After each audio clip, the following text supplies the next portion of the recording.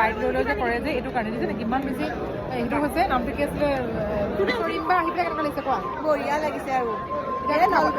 নলবেৰা কম মই আৰু মস্ত ভাল লাগিছে দেই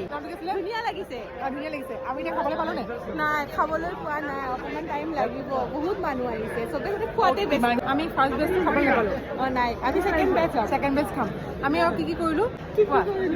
আমি অৰ্থনীতি আমি কি কৰিলো তুমি নলবাৰী ভাল খোৱা আমি ফটো উঠিলো মস্ত ভাল লাগছে ফটো উঠি এতিয়া আমি খাম